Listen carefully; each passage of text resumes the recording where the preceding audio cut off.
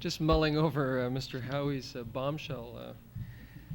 I seem to recall this morning at the end of his speech, the Attorney General had high praise for the Law Foundation of Ontario and said that this reform would have little impact if the considerable contribution of the Law Foundation wasn't there.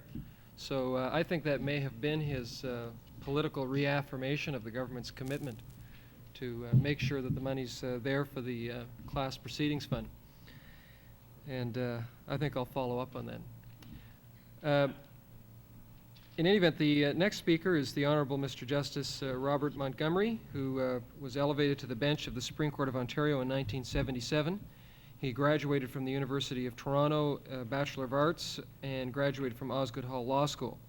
He was called to the bar in 1953. He's a past president of the Advocate Society, bencher of the Law Society. He's a past lecturer in the Bar Admission course and a past member of the Council Canadian Bar Association and the Toronto Medical Legal Society. As I pointed out, aside from the stellar reputation that Mr. Justice Montgomery has from his time on the bench, he also has some considerable experience with complex litigation, in particular the Mississauga train derailment and the Air India crash. And Mr. Justice Montgomery is going to give us a judicial perspective on class proceedings.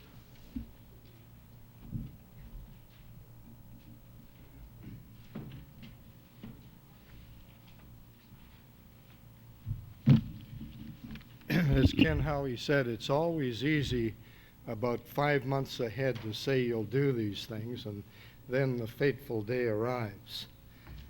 When it does arrive, you find encumbrances like former partners sitting in the front row and to make sure that you do the job properly. Not only do I have those problems, but I'm still mentally hearing Dick Shibley and Jim McCallum recount to us all the problems with the railway lands. We've had that for the last couple of days. Then Ken told me that this is very easy, and in spite of the fact that we agreed we'd do it, it's only going to take 10 minutes each, and we have a panel, and we can knock that off pretty easily. And Scott tells me when I arrive, no, you've got the whole paper to present. Well, I wish the paper had been not in your material, or if it had been disguised like the Reichman papers of yesterday in about 3 inches of material, so you wouldn't have a chance to look at it, and then I could defy that edict of the Law Society about not reading from your paper. An adage with which I completely agree, but sometimes when your pre-delivery time is short, it creates a bit of a problem. Certainly, the Nakin case and the problems that surrounded the Mississauga derailment were the precursors to the present legislation.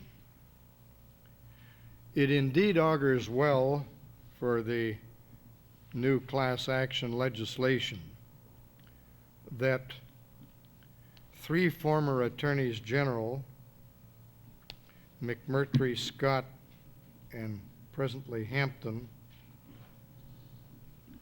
sounds a bit like a law firm, doesn't it, have agreed to this piece of legislation. I think it's the first time, certainly in my memory, that 3 senior officers of the Crown have agreed on anything. In fact, Scott told me that he would lead in a chorus of Solidarity Forever if Bob Ray would accompany them on the piano. I believe that class actions will require creative judicial intervention.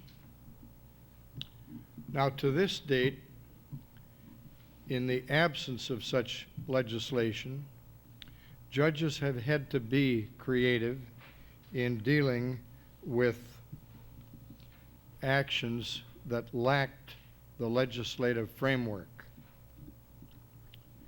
I can recall in the Mississauga case, one of the first motions appearing in courtroom number 20, there was a sea of faces. There must have been 100 counsel present. And because of the ingenuity and the cooperation of all counsel involved, we were able to create a plaintiff's team and a defense team, and then without any statutory authority, design groups of claimants. Some of those claimants were involved in direct damage, i.e. damage to lands as a result of escape of pollutants directly to the lands. Some of the lands that produced clay in the making of brick were damaged.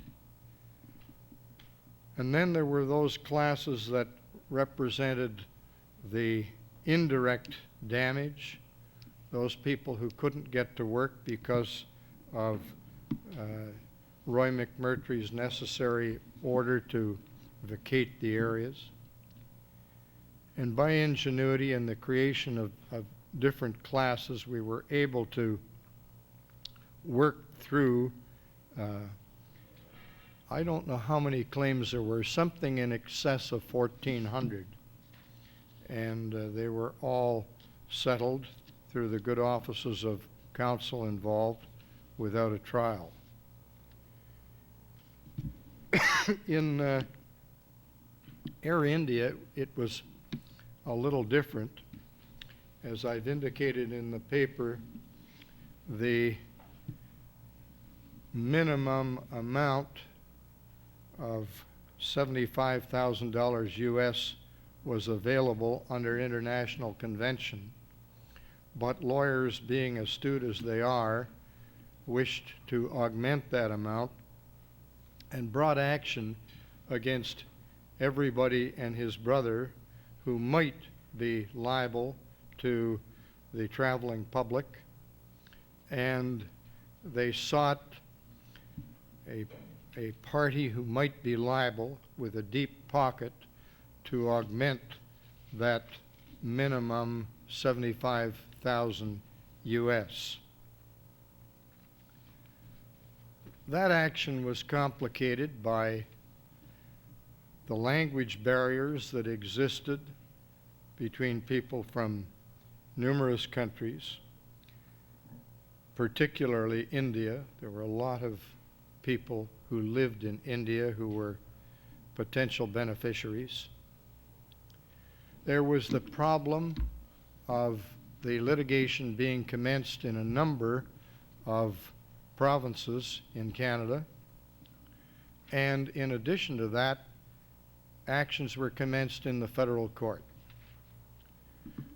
Now, as of early this year, the federal court problem no longer plagues us because there is collateral jurisdiction, although not totally collateral in the federal court. There is collateral jurisdiction in a number of matters now. We overcame that problem by having a member of the federal court sit with me in court, at which time we approved all of the settlements. Of course, to keep the record straight, we had to have the federal court records and the Ontario court records, and we had to have 2 registrars, and we had to have 2 court reporters. I don't know why, but that's what they told me up front, so that's what we did. And we were able to wrap the whole thing up. It's been my experience in prolix litigation that the way to settle lawsuits is to settle them as early as possible so that they're settled before the defense has spent all the money on investigation and legal fees. If you've had very, very lengthy examinations for discovery and the insurers feel that they've spent most of the money anyway, they say, well, we might as well go ahead and try the case. There's not much sense settling it now. We're in this far. In Air India, we settled in excess of some 370 fatalities, and there were no examinations for discovery and no pretrials. Now, again, that is thanks to the ingenuity of counsel involved and the give and take that took place. In place of pretrial, there were a lot of meetings that they had individually, that I had with them jointly, and that I had individually with one side or the other. And then we came together and tried to put the pieces together. In some respects, these lessons may help us in dealing with the new legislation. We're helped by the new legislation because we have a statutory framework to do many of the things that we did before, flying by the seat of our pants. For instance, in this legislation, as you know, there is power of the court to act on its own motion. Frankly, I've never found that an impediment. I've done it anyway, but some of my more cautious brethren and sisters will feel much more comforted having the statutory framework. I think that judicial intervention, which is possible by having a judge appointed as a case management judge under Rule 37.15,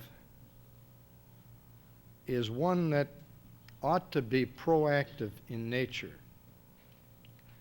I don't think as a judge you can case manage or do pretrials for that matter either if you're going to rely on the lawyers to do everything. You have to get involved. And getting involved means understanding and anticipating the problems and being prepared to take a stand, even if you're wrong in the early going.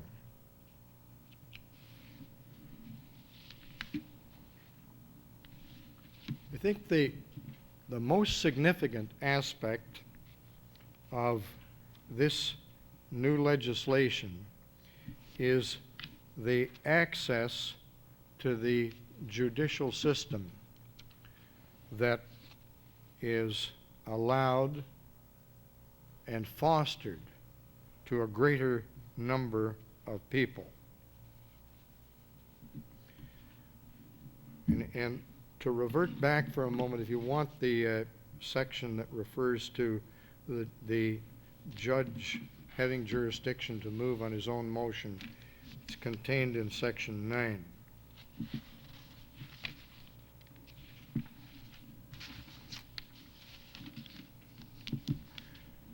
The nature of the orders that the court can make are exceedingly broad.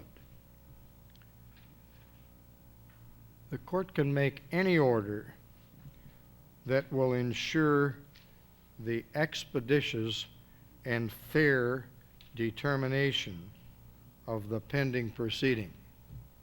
Now that is an awesome responsibility, but I think a very necessary one. It troubles me today when counsel say, on some interlocutory motion, but we haven't completed our discoveries yet. Well, how long have they been going? Well, 116 days, but we think in another so many months they'll be completed. Well, there's something wrong with that.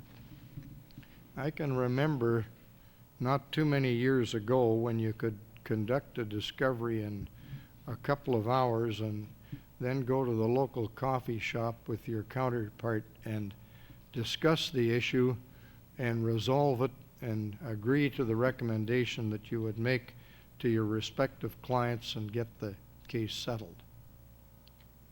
I think that's going to be important with this new legislation too, because by the very nature of it, it could carry on for years. And it's important to be able to pull the threads of it together, not to do it in such an expeditious manner that it's unseemly. But you know, the public don't understand delay as readily as we do. We can see all the reasons for things taking time. The public aren't that considerate. They want to get things cleaned up. And I think that the courts are going to have to be responsive to that concern, and particularly under this new act, which is going to be watched very closely and carefully by the public and the profession.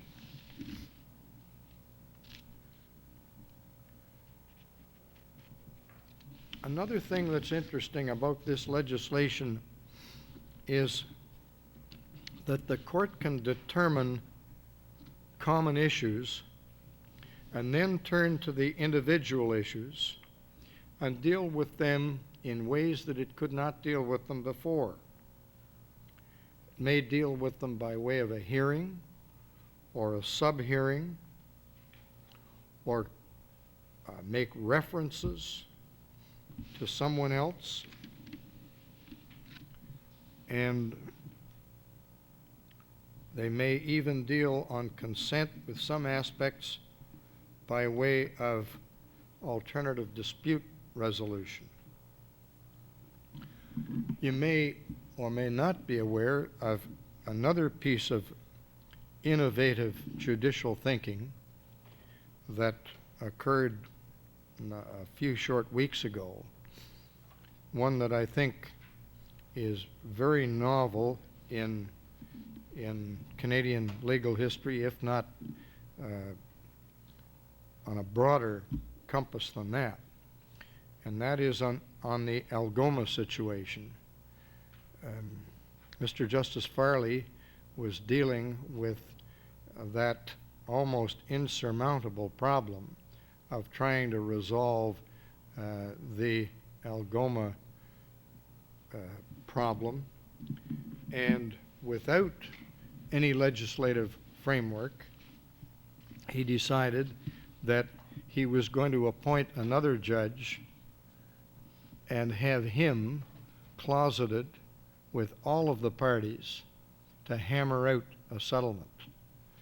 It was somewhat unheard of, but he appointed one of our recent brothers, George Adams, who has a wealth of experience as a labor lawyer and arbitrator, and has written a number of distinguished labor decisions.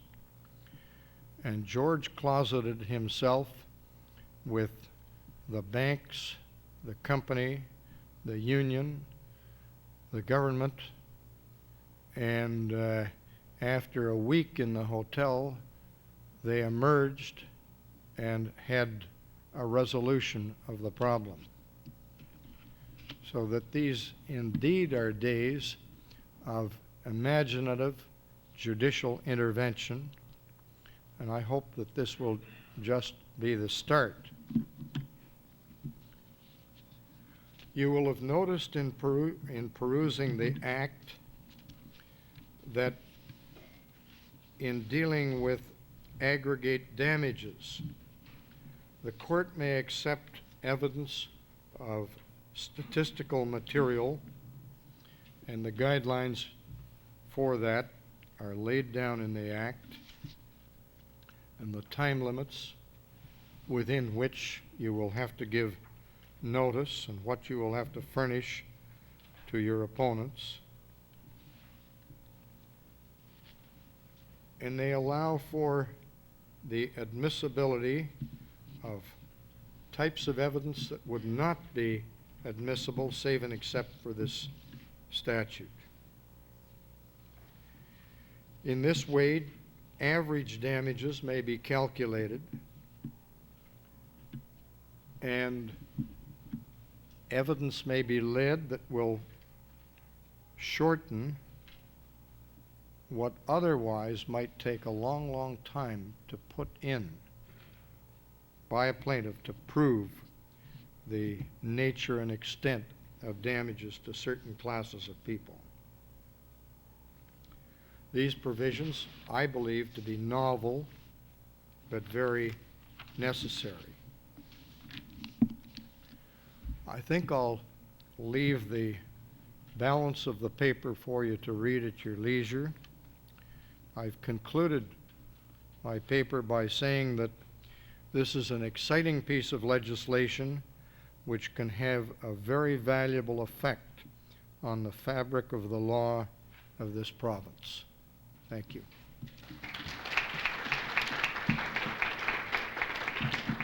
If there are any questions you have, I'll try to field them, and if I think that they should be left for the panel, I will defer them. Thank you. Thank you very much, Mr. Justice Montgomery. We've used up a little bit of our time that I wanted to have so we could take a break this afternoon. I was going to suggest that if you wanted to just take a couple of minutes now to slip out and get a coffee or a soft drink, which we have just around the corner, you may want to do that, and we'll come right back in and we'll pick up with Neal Smitheman's paper on the environmental perspective on class proceedings, and then after that we'll go directly into our panel so that we can try and stay pretty close to the original schedule. So why don't we say we'll try, I'll be back in our seats maybe in about 4 or 5 minutes. As I was saying just before the break, this next section is devoted to the environmental perspective on class proceedings. We have Neal Smitheman, who's a partner in the Environmental Law Practice Group of Fasken, Campbell and Godfrey. He was graduated from McGill University in 1978. Was called to the bar in Ontario in 1981.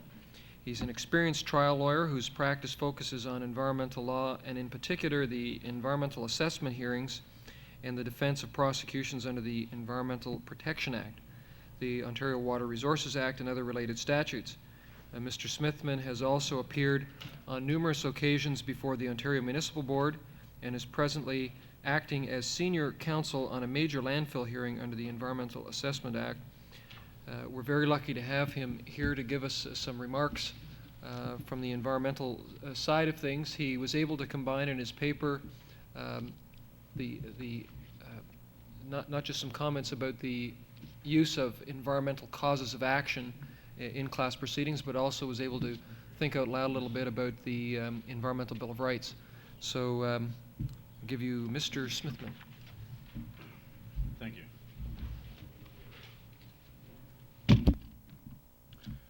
I'll try to think out loud a little more.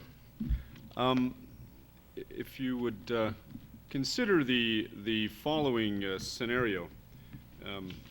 Maybe you shouldn't imagine it too strongly, because I could effectively lose my audience, but consider a pristine lake in Ontario with cottages around the lake, a fishing lodge, have the lake border on a provincial park, a municipality on part of its shores, and throw in a dairy farm for good measure. In addition, consider that there is a waste disposal site with leachate treatment facility connected with this fairly modern waste disposal site, and it's operating under reasonable use guidelines. And for good measure, throw in a mining site with, say, a tailings pond in the vicinity where the effluent from the mine eventually, after processing and finding its way through a tailing pond and maybe subsequently a polishing pond, finds its way into a stream that flows into this lake that we're imagining. Eventually, dead fish show up in this lake, some with ugly sores. Some of the citizens say it's never happened before. Others say it's winter kill. Some people find that the well water tastes a little different. The farmer says that is not producing the same quantity or quality of milk, and some of his cattle are ill. Eventually, contaminants are found in the lake, and an advisory, a fishing advisory, is issued. The park experiences that tourism is down. The fishing lodge gets cancellations. The residents in the municipality don't trust the water anymore. They're purchasing their water. The potential players in this scenario are clearly, firstly, the government agencies and ministries that may be involved.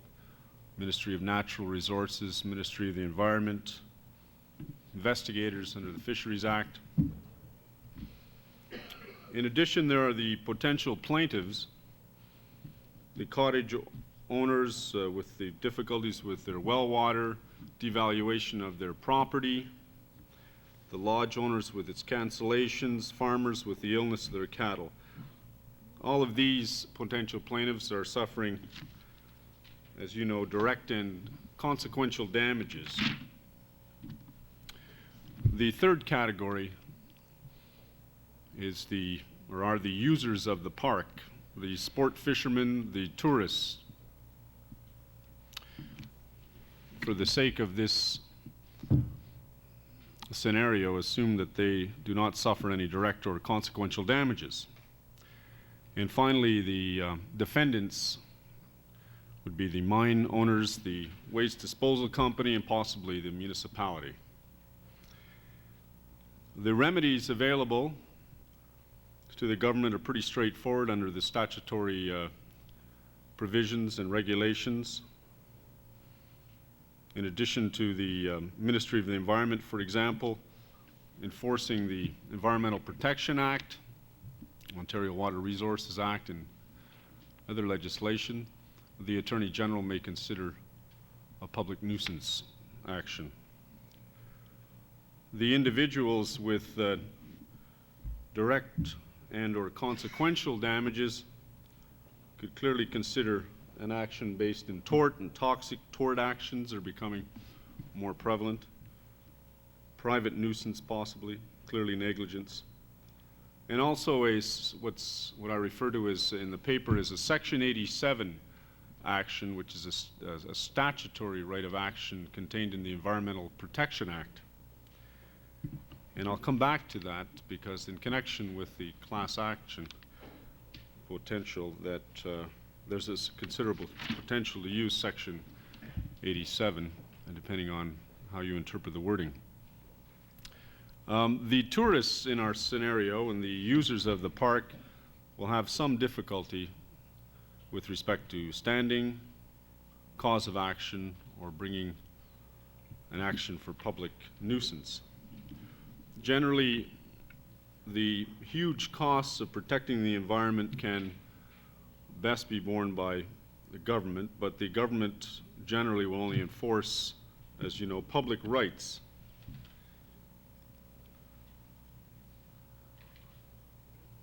Individuals have rights to damages, but limited resources and funds. Environmental litigation can be particularly costly, trying to determine the cause of the contaminants, the contamination, the hiring of experts in the scenario, the hydrogeologists and contaminant modelers and everything else that's needed in order to prove your case against either in the case that I gave you, the mine or the municipality or the waste disposal site that seems to be leaking leachate. The class action procedures and remedies would be most effective in enforcing these individual private rights, especially in conjunction with the Section 87 of the Environmental Protection Act.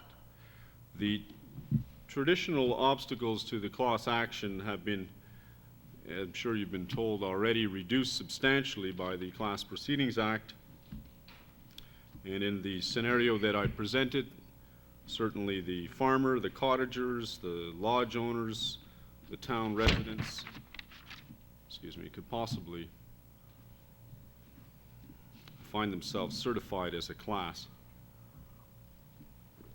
The difficulties concerning the damages that may be suffered individually and separately, not a bar under Section 6, and under Section 25, a reference can be ordered which would allow the individuals to establish that they had suffered different damages, and some of the plaintiffs in this scenario concerning individual actions could ask for different remedies.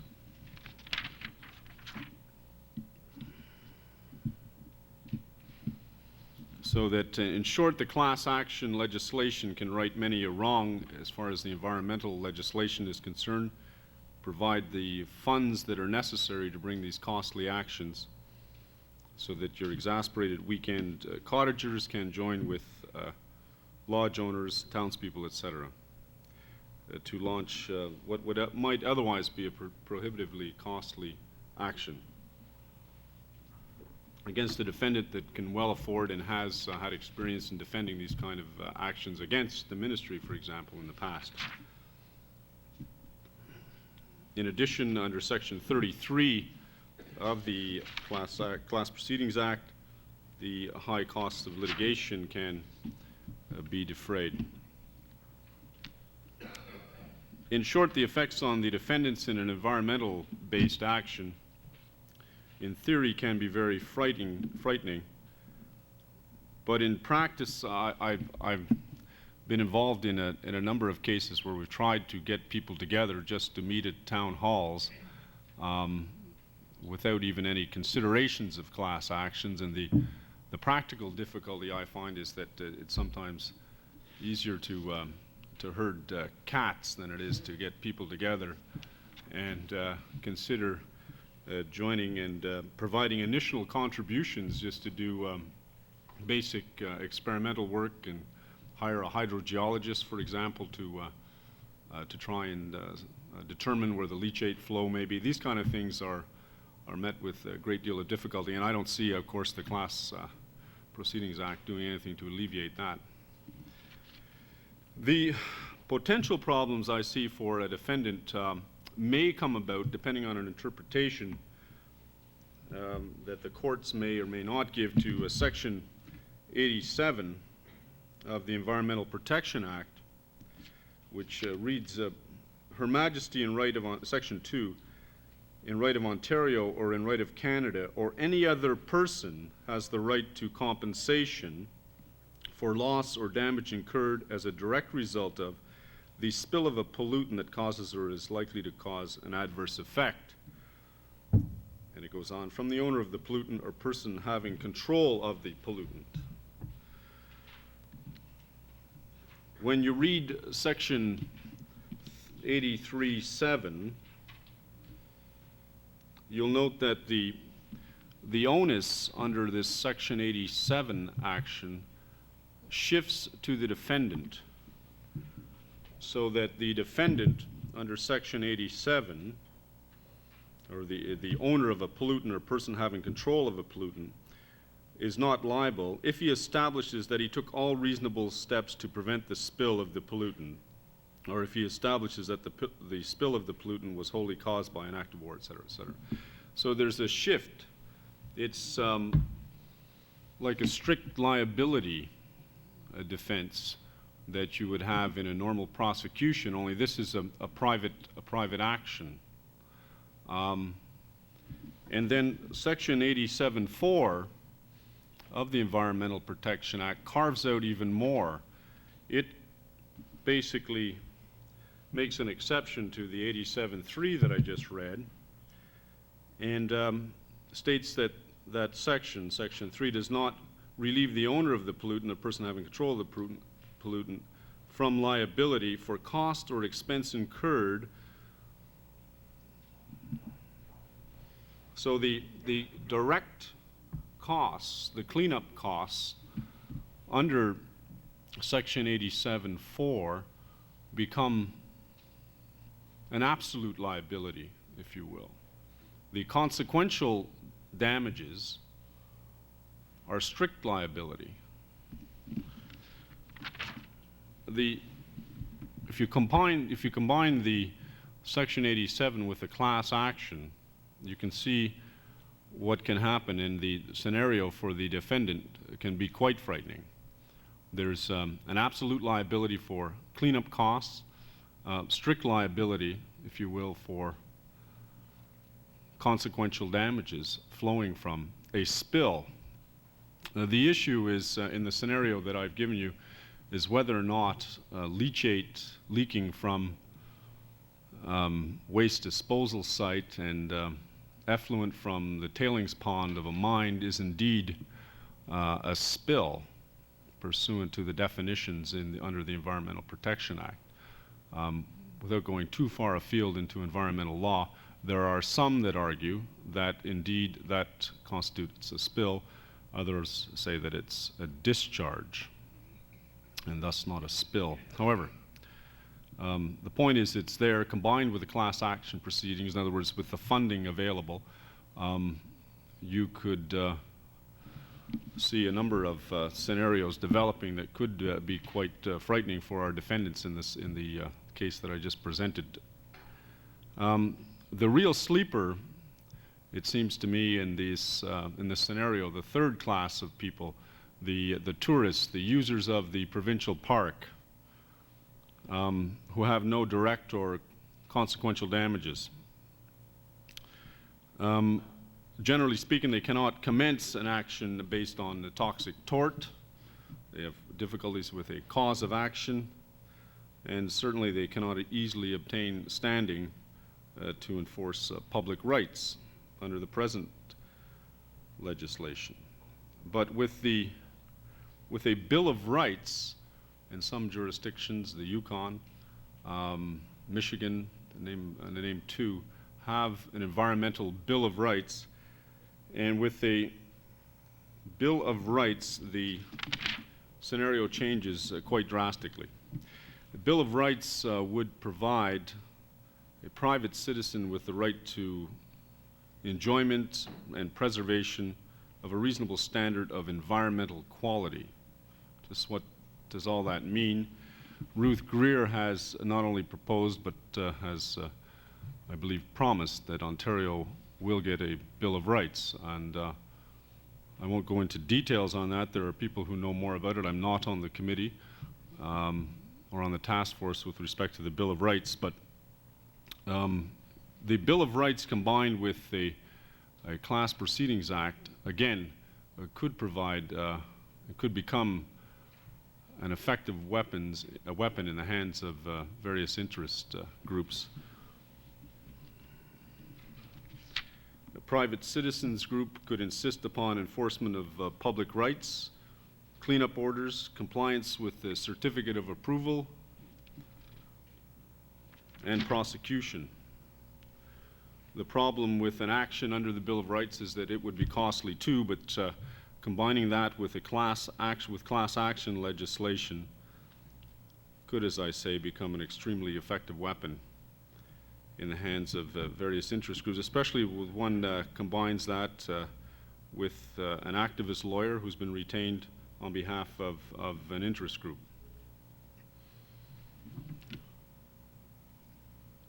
So multinational mining companies and waste disposal corporations, beware. there's a case in Michigan where my recollection is that the judge actually reduced or increased the standard that a company had to comply with, notwithstanding that they had been complying with their certificate of approval. I don't think that's likely to happen with the Ontario Bill of Rights. In other words, that if you comply with your certificate of approval, I would hope that that would be a defense. Those generally then are the remarks that I have. I haven't gone into detail with respect to the Class Proceedings Act because I assumed that you would have done that already, and I've just tried to provide a little flavor with respect to environmental legislation. So thank you. If there are any questions, I'll try to answer.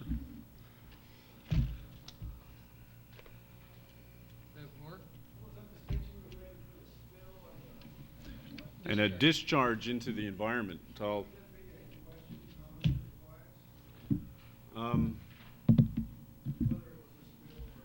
No, what I was getting at is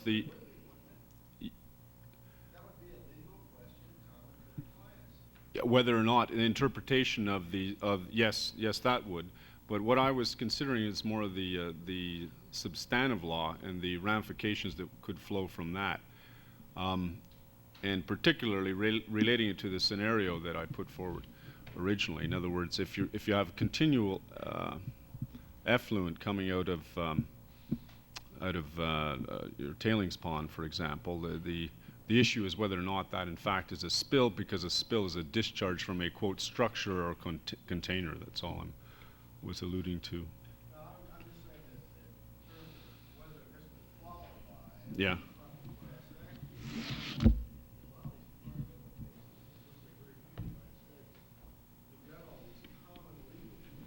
Yes. That can be decided on a Class 1 basis, and then you worry about decertify the class. Yes.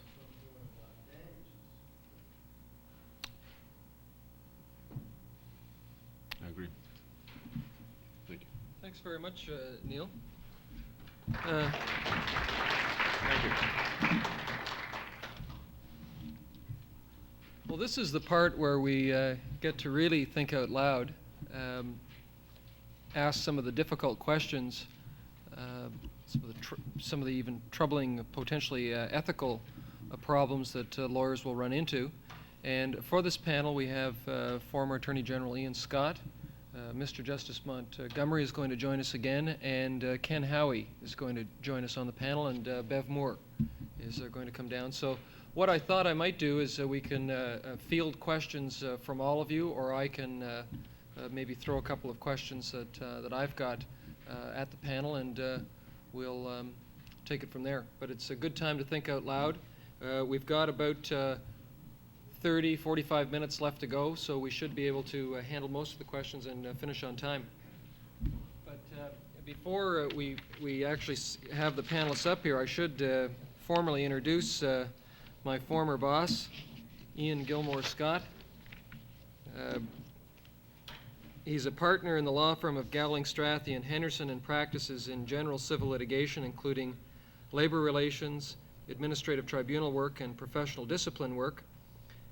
He's done everything. He's been engaged as counsel in the Supreme Court of Canada, Court of Appeal of Ontario, Supreme Court of Ontario, and the Federal Court, and before administrative boards and tribunals.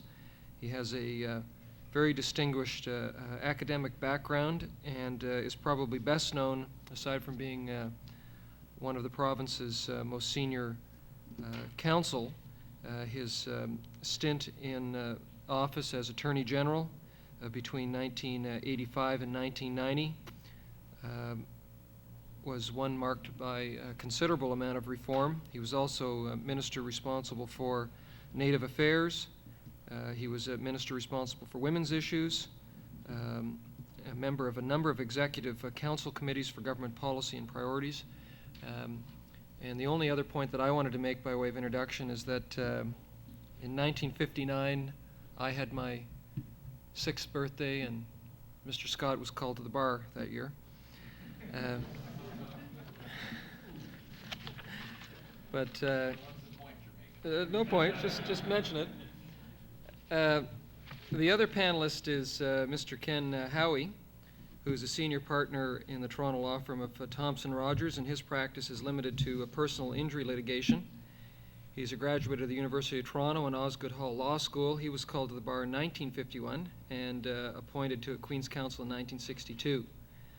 He is a member of a variety of associations, including the International Academy of Trial Lawyers, County of York Law Association as a past president, and a member of the Medical Legal Society of Toronto and the Advocate Society. He's a member also of the Joint Committee on Tort Reform in Ontario, and is joining us in particular today on the panel because of his knowledge about contingency fees and its consideration by the Law Society of Upper Canada. So I'd ask our panelists to come up, and the others, Mr. Justice Montgomery and Beverly Moore, I've introduced before. To get the ball rolling, are there questions that you have that you'd like to put to the panelists on any aspect of the procedure that we've discussed? One part that I find of particular interest and is a bit of a curiosity is this new approach that we're going to have to dealing with our clients, and in particular the form of retainers, the role of contingency fees. And I was going to start off by asking Mr. Howie if he could tell us what the state of affairs is within the Law Society on contingency fees. We're going to have them available, it would appear, for class actions. What about everything else? The first thing to tell you is that when we prepared the report on, quote, contingency fees for the Law Society, I got a phone call from Ken Jarvis, and he said, you take cases on a contingency, but you render contingent fees. So it's contingent fees, not contingency fees. That's the first item. It's interesting that the government has come forward with a proposal. I hope you're familiar with it. It's all contained in the last 3 or 4 sections of the Act with respect to contingent fees, and it's quite different from what the Law Society is probably going to propose. The Law Society has approved contingent fees in principle. That happened 2 years ago, and we've been, pardon the expression, screwing around trying to arrange a method or a system. The final report is going to convocation, I hope, at the end of the month, and at that time I suspect that the Law Society probably is going to approve what is being proposed. The Law Society of itself can't introduce contingent fees because of the provisions in the Solicitors Act which prevent champerty and maintenance, and the result is that we require government amendment to the Solicitors Act, probably, or an exception, as was done in Bill 28, in order to get contingent fees. Very quickly, the Law Society position is going to be that contingent fees, and I'm summarizing this in about 50 words, it's a little more complex, but basically it's going to be a costs plus contingent fee. That is, the plaintiff's solicitor will be entitled to retain the costs in the lawsuit plus a percentage of the recovery. The safeguards, which is quite different from what is proposed here, if you compare it, it's utterly different. The safeguards are of some significance. That is that, and they're basically 3. The major one is that the contract, there must be a written contract, or otherwise the solicitor can't enforce the contingent fee arrangement. That's the first thing.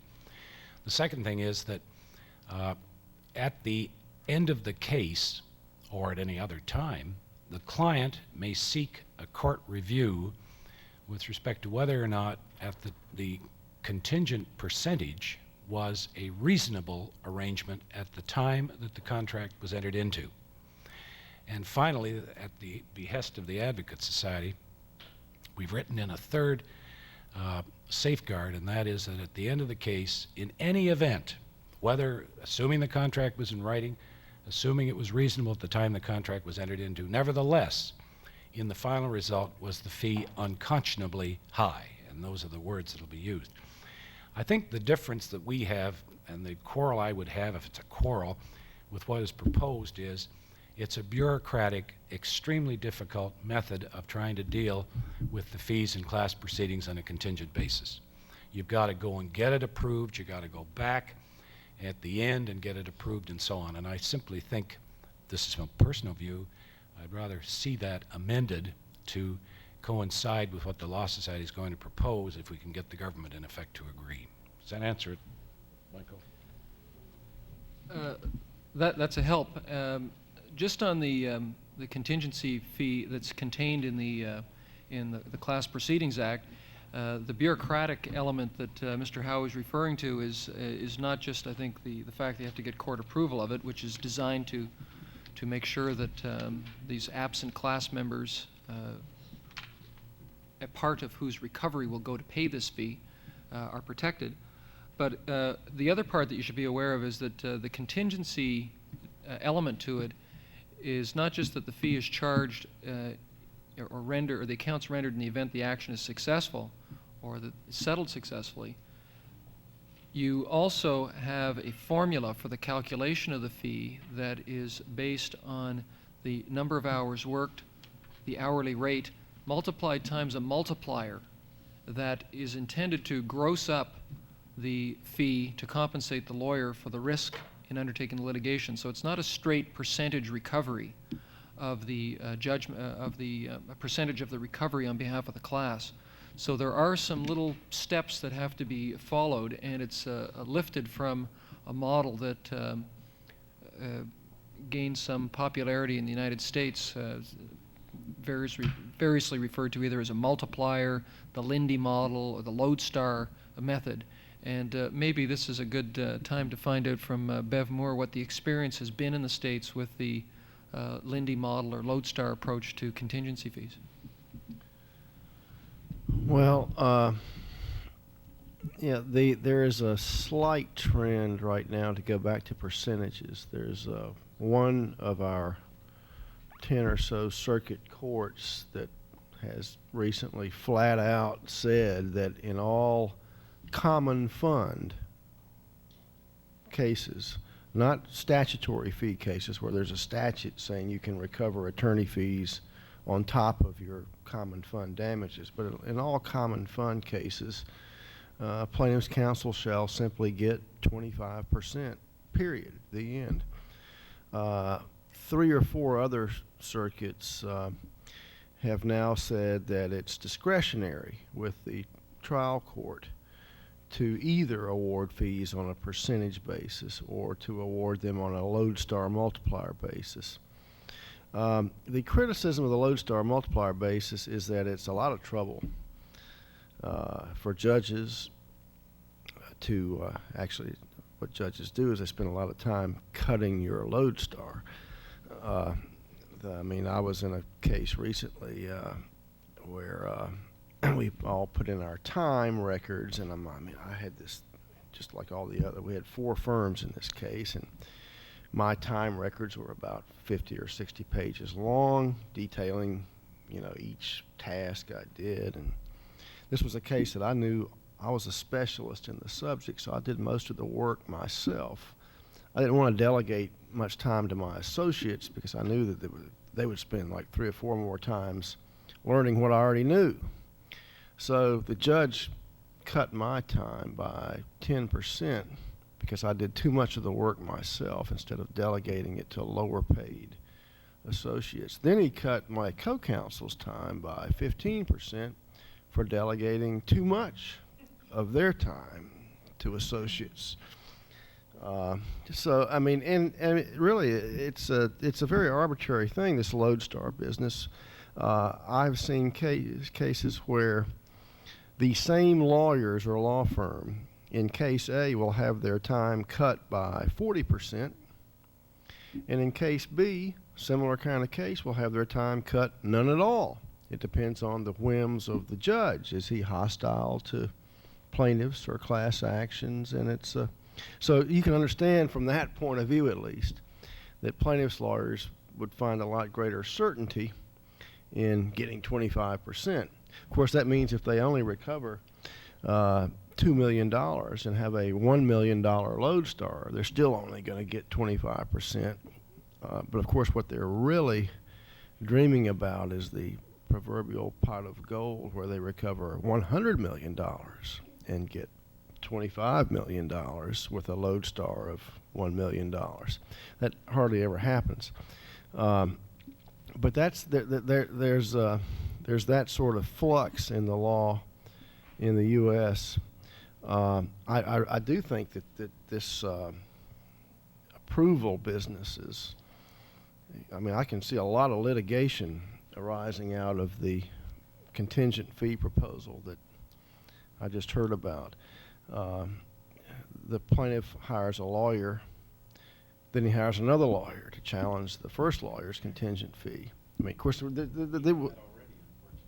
I thought only the United States was the litigious society. But I just should mention in passing, in the United States, we now have champerty and maintenance. It's legal for the most part. Is it any fun? Well, I don't know. I don't have to engage in it because I've got too many cases already. But I mean, literally, you can turn your TV on at night, not for class action so much, but you see all sorts of ads by lawyers. If you have the slightest backache, call me up and we'll get workman's comp or something for you. But all that is being done in the United States, and there's just no. My point here about class actions is that regardless of the rules about champerty and maintenance, lawyers will find ways to get clients, proper clients for these cases, one way or the other. And so that shouldn't be a big topic of discussion about whether lawyers are going to solicit clients. I'm anticipating Gary's question on this, and that is a question I'd throw to all the panelists.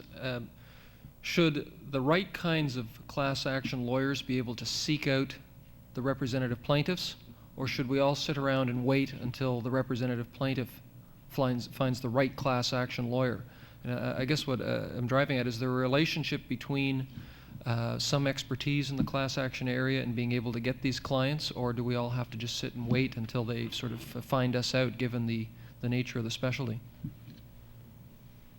Well, I'll take a crack at that. Sure. There remains a difference in Ontario between advertising and touting.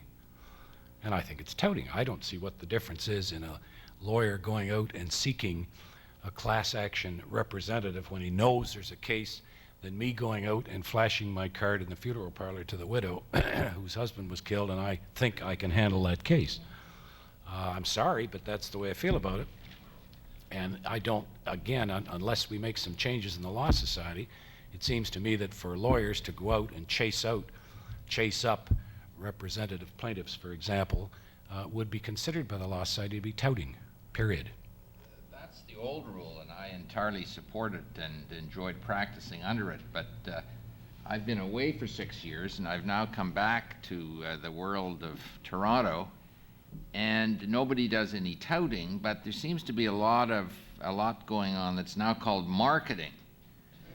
And yeah, it's okay, but when you market the ability of your firm to provide environmental services of a legal nature to clients who have environmental problems and who have heretofore shown no inability to select their own lawyers for the work, the definition between marketing and touting becomes a fragile one. I'm not sure that that's a good or a bad thing, but I think we have to face the reality that that in class actions, like everything else, lawyers will represent that they have the ability to perform the service, and until a much more elaborate certification system is developed, or a system developed which precludes lawyers from taking work that they are not capable of performing, that the clients will find the members of the bar to do their work, and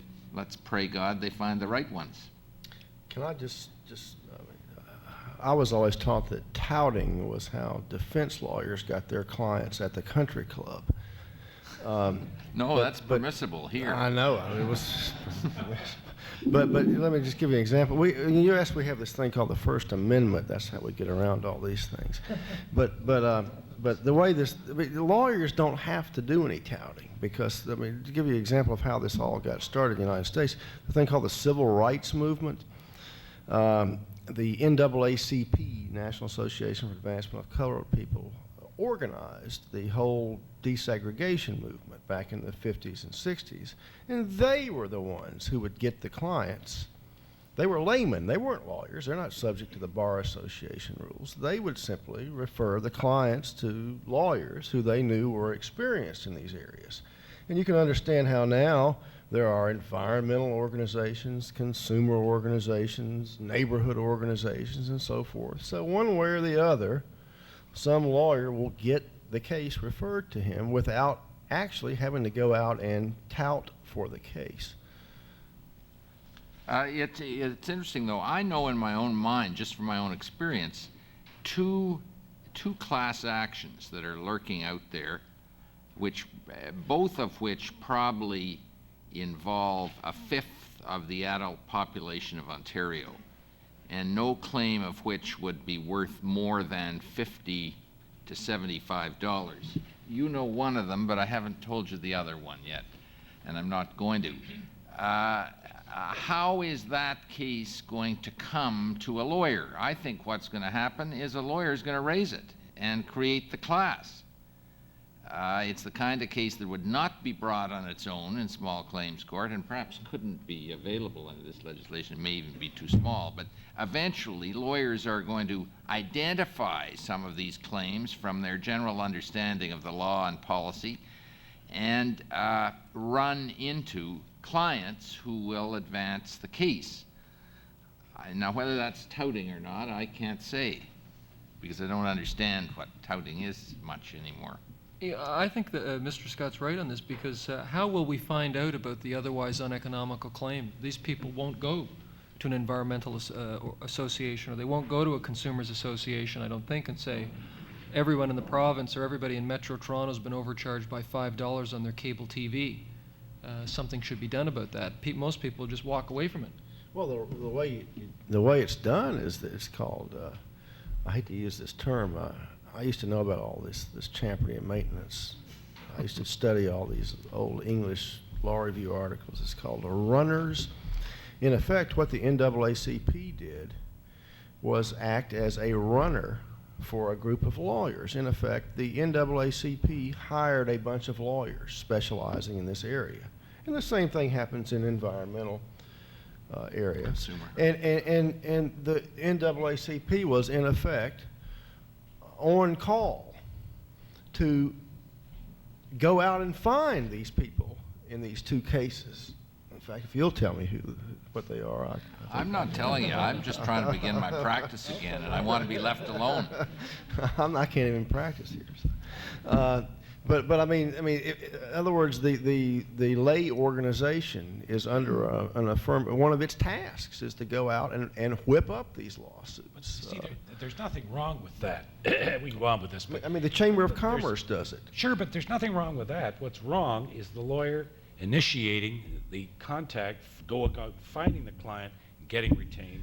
Presently, well, that's right. That's right. Against the rules of the law society. That's right. But I'm not Period. saying that ever has to happen. What happens is that the Chamber of Commerce hires a law firm, or in the United States, the National Association of Manufacturers hires a law firm and says, we're going to bring you the clients to challenge all government policies to which we're opposed.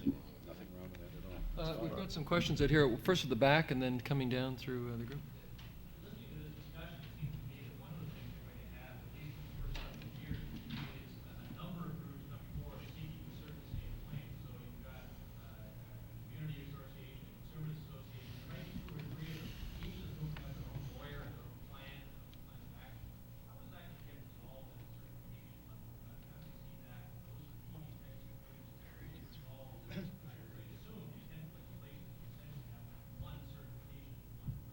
Well, that may be a good question for Mr. Justice Montgomery, if he's going to be exercising some of that empowerment over managing the suit.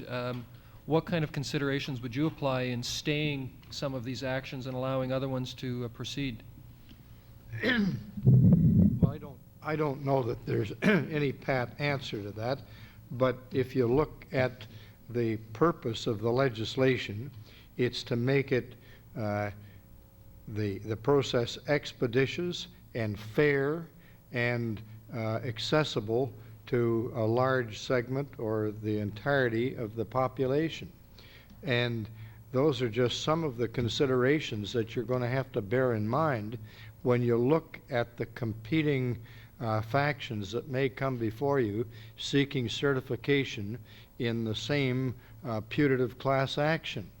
I think you're going to have to decide who best will represent the interest of the vast majority that will compose the class. And it's not going to be an easy task. And that's why I said in my paper that I think that it may be important in the early stages to develop a cadre of lawyers and judges who understand the inner workings of the Act and at least develop some early jurisprudence so that we have a common approach, or as common as possible, an approach in the early going. The other dimension, based on your proposition, I think right, that there's supposed to be only one class action. The other dimension, apart from who the representative plaintiff is going to be how the class is defined. And I think obviously there's going to be some tension between the plaintiffs on the one side, the defendants on the other, and the judge on the other to expand or contract the class. For example, if you were suing a television network for a service overcharge with respect to a particular kind of television service, and there was another case parallel against the same network for a different service, and a third one for a far northern service, it seems to me the issue becomes not so much who is the representative plaintiff, though that will be an issue, but whether it is right and whether someone should be compelled or encouraged to join those three kinds of claims by expanding the definition of class and having subclasses, which the legislation permits. And I think there the judiciary is going to play a critical role in the exercise, because I think if I'm the plaintiff, I will want the narrowest class consistent with the maximum recovery and the maximum ease of recovery. The defendant may have a different view. If I could add to that from the U.S. experience, as I was saying this morning, in some of these big cases, i.e. the multi-hundred-million-dollar securities antitrust cases, we have a big problem. There's too damn many lawyers. There's like 20 law firms rush to file the suit, and what do you do? Well, one thing is this sort of works itself out. If worse comes to worse, and there's a real battle, struggle between competing plaintiffs' counsel, you always can go to the court and say, appoint one or the other of us, or one group or the other of us, as lead counsel. And this has been done. Courts don't like to do it because it's, in effect, taking sides against, one group of colleagues against another, and it's not very lawyer-like. I mean, it's just ungentlemanly to do such things. But they have to be done, or else you're going to have 100 different lawyers doing the same stuff. But the real reason why this usually works itself out, the lawyers somehow always seem to be able to sit down and divide up the labor among themselves in some efficient way without any formal lead counsel ever being appointed, is that they know that if they don't, when it comes time to award fees under the lodestar multiplier method, and the judge sees that here are 5 lawyers who've each spent 100 hours on the same task, the judge is going to cut their fees.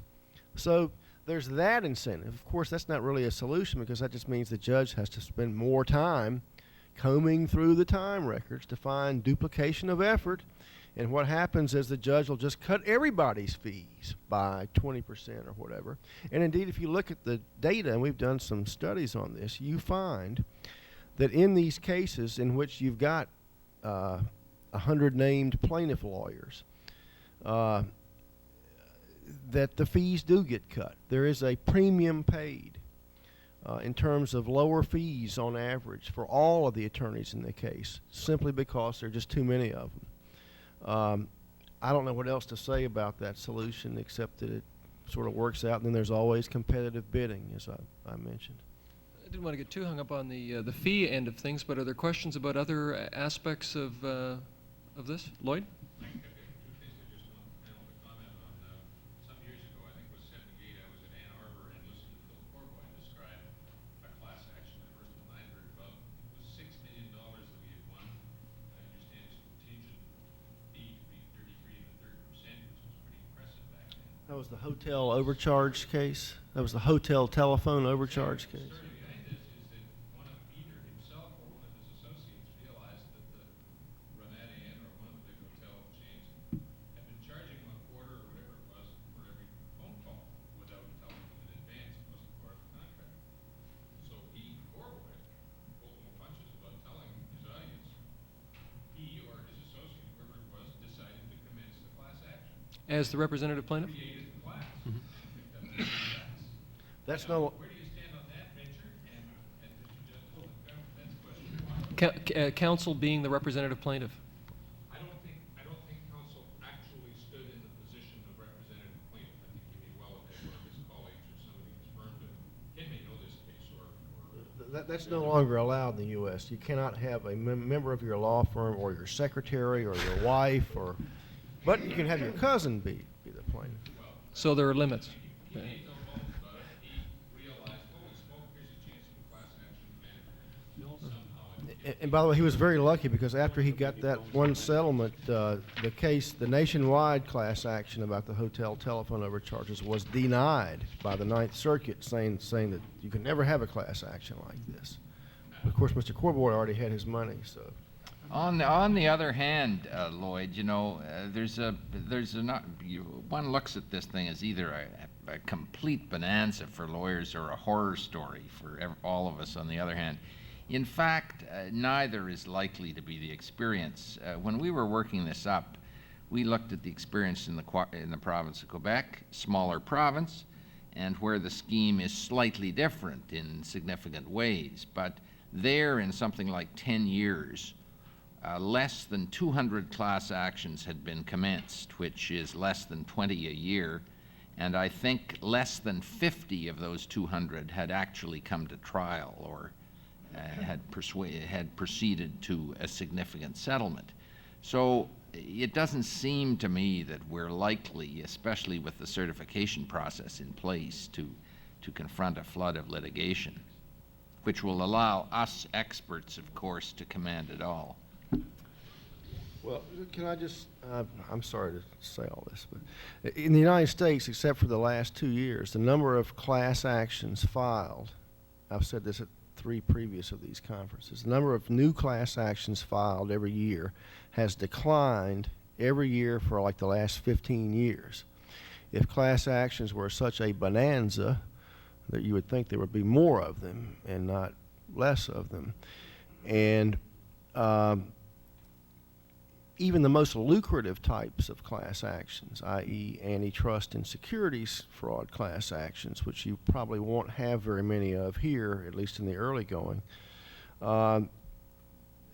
even if you count the big cases as well as the little cases, the average attorney gets less than a multiple of 2 on his fee. And then you've got to account for all the cases you lose, the cases where you get your hours cut back, the cases that you spend some time on but don't even bring, the time you spend on your fee petitions, which are not compensable in these all those sorts of things. So for all those reasons, and there are a number of areas like employment discrimination and other areas like that where absolutely class actions are non-compensable. There used to be thousands of employment discrimination class actions in the United States. There are now virtually none, because even the best lawyers who won all of their cases never made any money. So it's not that much of a bonanza, I don't think. The explosion of litigation certainly wasn't there in Quebec, and it hasn't been in the States. We tend to frighten ourselves sometimes thinking about the possibilities for these things getting out of control. But if we could just turn our attention to something that's a little different, I wanted to pose a question to Mr. Howie, because he has the experience in the personal injury case.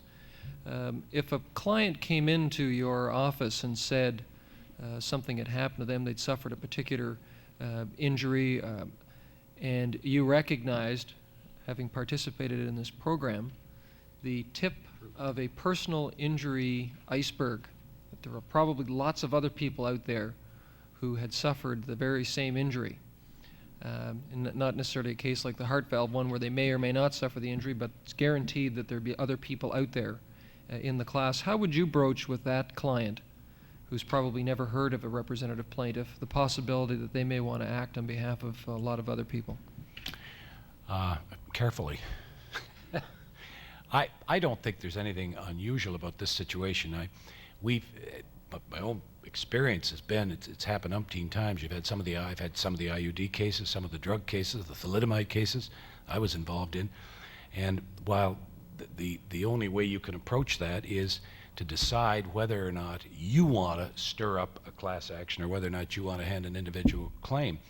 My own experience has been in those cases that you'll often start with one of those cases, your client winds up talking to other people, and you wind up with a bunch more, and eventually you reach a point fairly quickly that you are into, or you have available, if you want, to a class action. I'm not sure, and again, from a very practical point of view, if it's the IUD cases, I got retained, talked to people, realized that they were prepared to do something, dealt with the drug company, the manufacturer, directly, settled the case. Now, would I have searched out or deliberately attempted to create the class? And the answer is no, I wouldn't. I think it reaches a stage where there may be strength in numbers, and sometimes it may be extremely valuable to get the assistance of other lawyers and the large group. And there's some strength in the class action in terms of your capacity to impose settlement as opposed to the individual case. But I'll put it to you this way. My own experience with class actions like Air India and like Mississauga is I was scared to death when I started those cases. And in the final analysis, the Air India one was whether or not we'd ever win in terms of the other defendants. But we went that route. It became a class action, not because any of us particularly wanted it, but because the plaintiff's lawyers wound up getting together and saying, my God, we're going to spend 4 years doing examinations for discovery. And the result was we wound up, before this legislation, with Mr. Justice Montgomery, Mr. Justice Holland, in effect saying help, and that's how it became, in effect, a class proceeding. The problem is that you can't really avoid raising it, not because you want to accumulate representative action in your office, but because if your assessment is right that this is a class claim, the defendant may turn your claim into a class action. And it seems to me that that's something you have to alert your potential plaintiff to. The real question is not how you raise being a representative plaintiff with this figure in your office. The real question is, how are you going to make the judgment about whether you want to escape a class action or pursue one? That's a much more difficult question, it seems to me, that is going to plague lawyers in their offices, particularly if there's a prospect of a settlement that is on the horizon, before trial. Right, and the defendant, of course, like in Dalcon Shield, will want to put up a small, from the plaintiff's point of view, amount of money and say, well, that's it. This is all everybody gets. And of course, this is why some of the plaintiff's lawyers are opposed to class actions. Of course, you can always opt out unless it's one of these B1 class actions that we have in the United States where there's a, quote, limited fund, like the defendant would be bankrupted and nobody can opt out of that. But there's a middle ground here. As in the MGM and San Juan Hotel fire cases, you've got a multi-party case, and in some of these asbestos cases, you've got everybody in the class is, in fact, a named plaintiff. The class consists of hundreds or thousands of named plaintiffs. And what they do is they appoint a committee of counsel, sort of a steering committee, to do the work that's common to the multi-party non-class class. And at the end of the case, payments are made from each of the individual clients to the steering committee based on the lodestar multiplier method, so that the individual plaintiff's counsel get to have their 40% of their present value discounted of their client fee, but they got to fork over some of it for the common work done. So in that way, each individual damages claim is litigated ultimately separately, but you still have some of the benefits of the class action, sort of a hybrid procedure. I was going to lob one more question towards Mr. Justice Montgomery before we start to wrap up. Any special considerations in the use of a jury for this type of litigation? No. I don't think personally that this litigation is suitable for juries. Others may disagree, but I think this is non-jury work. While I'm speaking, there's one thing that, coming back to the cost issue, I hope that the legislature will be able to work out the cost issue so that it won't occupy too much of the judge's time. If it does, I commend to the profession what the bar and the bench have done in Ottawa. They held a symposium on costs. It was put together by the bar in Ottawa. They brought senior partners from the law firms. They brought accountants and all types of experts to show what the cost is of doing litigation now and why bills are as they are. And I must say that this has been very helpful to the judges, and we have tried to pass on what has been developed primarily for our Ottawa colleagues, and we're going to try and use that to whatever extent we can throughout the province. It's an exercise that the profession in Toronto might seriously think about, because we really do need help in that area. We get badly out of touch. I'd just like to make the point in defense of the bill that I don't think the contingent arrangement contemplated by this bill should really be confused with or discussed even at the same time as the contingent arrangement that the Law Society is proposing, which is more general. I'm one of those reactionary people who is opposed to contingent fees as a matter of principle, but you could not have class actions without them, because the essence of class actions is, of course, that if there is a recovery, a cut of the recovery is going to be taken, and that's going to be a recovery made for a person who may not even have known the lawsuit was commenced, to say nothing of known how it was conducted. So you have to, for this arrangement, have some taxation method that it seems to me is different than the normal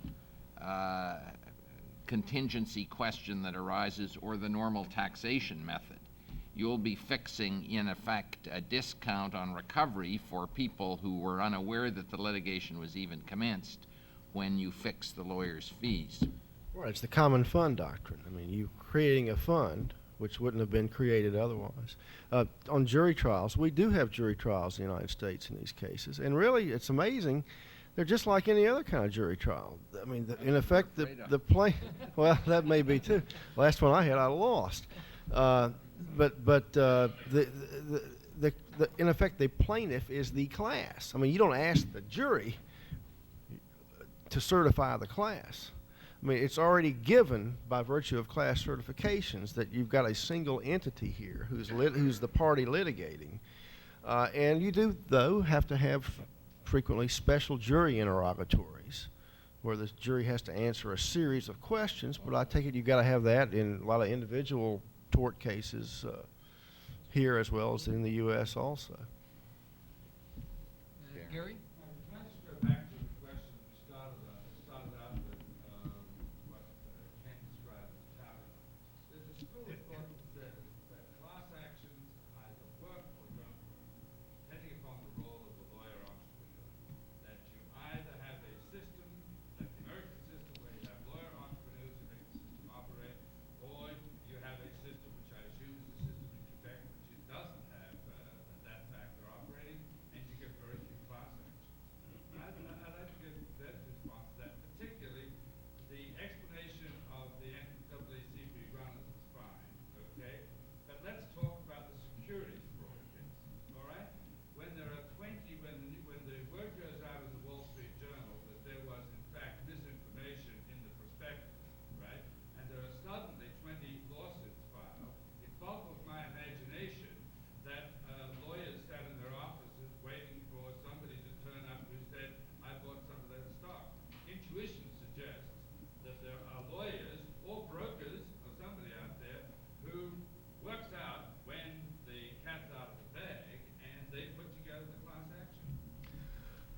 One would think so. However, I bet you, and nobody's denied that these lawyers do read the Wall Street Journal themselves. And I mean, if you want to hear the scuttlebutt on this, there was a recent article in the American Lawyer on Milberg Weiss, one of the big securities firms. They swear they have never solicited a client. They swear they don't even do the middle thing, which is that some of these firms, this is what I've heard. I mean, I don't do this stuff. I don't need to. Some of these firms have a bunch of clients. They have, they've got 100 clients. They got a list of their clients, and every time a client comes in, just like a doctor, the doctor asks you, have you ever had this? You ever had that? Well, they ask them, have you ever bought this? Have you ever bought that? And so they have a list. If they read in the Wall Street Journal that XYZ Corporation did something bad, they put their computer on and they can pull up, oh, well, Joe Blow, our client, our existing client, pre-existing client, owns XYZ Corp. And he told us, he signed a piece of paper saying that if anything ever happened to anything he owned, for us to please call him and let him know. I mean, that's the middle ground. And the other ground is going out and soliciting. I really think nobody needs to go out and solicit. Somehow, I don't know how, but they get their clients. But Milberg Weiss and the other more reputable firms swear under oath that people come to them. They call them up. They're known. I mean, they make lots of money. They make millions of dollars. And they're reputable, they're good lawyers, and they don't need to solicit. But touting is only part of it. The burden on the lawyer who acts for the representative plaintiff is a legal burden the like of which we as practitioners have never known. In our firm, it's going to be a rule that no class action can be taken on by the firm without the permission of the management committee of the firm, because while there are all kinds of precautions built in about a fairly representative plaintiff and presenting the plan and all the rest of it, if something goes awry down the line, the representative plaintiff is going to say, well, I relied on Mr. Scott. He prepared the plan and his people prepared the plan. And if you make a mistake, even with the court approvals that are built into the statute as carefully as you can, if you've made a mistake, there's big payola down there for the person who discovers it. Never happens. The class well, has I'm never glad. sued a plaintiff's lawyer for malpractice that I know of. Well, They can't follow the paper Always the trail first time. closely enough. Well, it'd be just the luck of our firm to be the first. Certainly if I did one. Defendants will sue you for sanctions or something. It's exactly 5 o'clock, and I wanted to come back to my promise to Tim Ray, who was sick and spent a lot of time preparing his paper, and we regretted that he wasn't able to present it himself, but it may be that the quotation that Tim wraps his paper up is the appropriate one to end the proceedings with, because it's a quotation from Duff, A Life in the Law, and Tim quotes in part, "By the law, a lawyer means the law in operation, the law in action. The law, as it is commonly said, is a living organism possessing, like every living organism, within limits, of course, the power to adapt itself to changing circumstances." And we may want to keep those words in mind as we actually go out and start to live with this procedure once it's available sometime later this year. And Tim will be relieved to know that I didn't say anything nasty about him during these proceedings, and I understand he and Lloyd Brennan may repeat it up in the Ottawa area for the benefit of the bar up there. But in closing, thanks to all of our panelists and to all of the speakers that we had over the day. It's been, I can't believe how quickly the day's gone by. We have at least 10 more questions to go back and figure out about how the procedure is going to work. But we'll get all the answers eventually. Thank you for your attention over the day. Bye.